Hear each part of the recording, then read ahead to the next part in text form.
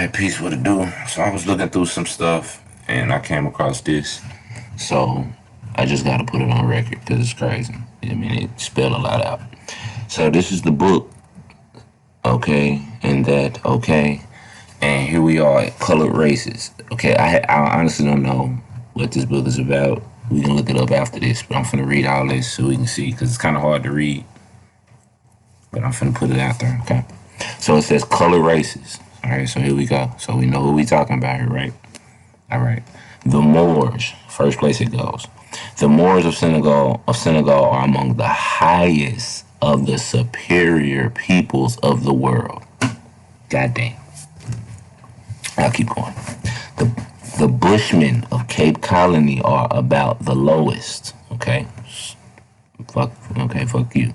Yet, says the author of The People of the World, the first is as swarthy as its neighboring Negroes, while the last is of the color of coffee with milk, to use a French naturalist familiar simile. I believe that's what this is. Okay, did you peep? Like every line in here is just like really hidden. You see, because goddamn, the first is as swarthy as its neighboring Negroes. Okay, so Moors are just as dark as Negroes, but some of us are. But some, lighter. Some dark skinned people are lighter than others. Basically, is what it's saying.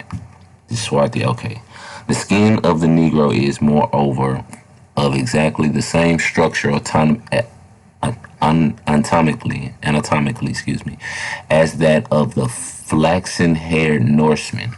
Okay, and in the mucous layer of very dark complexioned whites, the pigment cells which give the color to the skin of black people are developed in exactly the same way. In other words, there is a gradation in what has been technically called melanism. Freckles are simply spots of the same nature as that blackness which, owing to the same cause, has its course of time, what does it say, suffused, I can't tell what this is, the entire face of the swarthy barbarians. Okay, so you know who, when they say the Berbers, okay, they say Moors, Arabs, and Berbers, swarthy barbarians of so many parts of the world. Okay, so many parts of the world. So-called Aboriginal, untunctionists, the whole world. Okay, through at the same time, the sunshine and warmth are not the sole determining causes of color. Otherwise, check it out. The Indians of Central America would be as black as the West African Negroes. Okay, telling you that's the same people. That's telling you right there, man. That's telling you. It said the sunshine and warmth are not the sole determining factors. It's not just the sun. Otherwise, we would all be the same.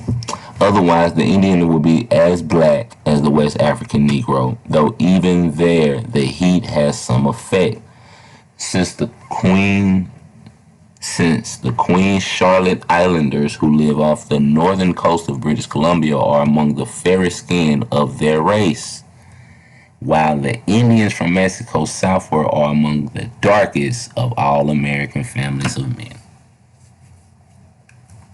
Goddamn. I think that was pretty heavy. I think that tells us everything we need to know. Does it not? I think so. But let me go here real quick since we're here. Alright, so this right here, the good brother, Asida Dukatiri's Islam to the Elder, put this out more like a while ago. I don't know. One of them uploads he done. You know what I'm saying? He read from this right here. I believe it was from this right here. Let me bring that back. I got this from, let me show you where I got it from. I had to go find it. I got it from this brother right here. People in the Folks Nation. I believe I said that right. My bad, bro. This good brother right here. I've been fucking with him since Google Plus. I've been listening to his shit. And, you know what I'm saying? Learned a lot from him. So he put this out. But I believe Acido Gutierrez was the first one to say it. I'm not 100% sure. It doesn't really matter. At the end of the day, here's the document right here, and y'all can get it from me if you need to. So let's just go down here to the bread and butter. This is speaking about the annexation of Texas, okay, and the Mexican War. All right, and this guy, Mr. Stevens of Georgia, I don't know exactly what it is. I don't know exactly what he is, but you can figure that out at some point. You see when it was. Okay, so he basically saying how the United States started the war with Mexico right here because they infringed on their land, basically. But down here, and I got it highlighted right here. Okay, he says how the natural boundary between the Anglo-Saxon and Mauritanian races. Mauritanian. Okay, but it says again down here just to drive the point home. Okay. All right, bam, bam. Gotta zoom all the way in that. Hold on. Okay. The stupendous desert between the Nuckus and Bravo, the Rio Grande del Norte rivers, are natural boundaries between the Anglo-Saxon and Mauritanian races. There ends the Valley of the West. There Mexico begins. Thence beyond the Bravo begin the Moorish people and their Indian associates, to whom Mexico properly belongs. There it goes. There it goes. There it goes. So, I'm going to keep it that short. Peace.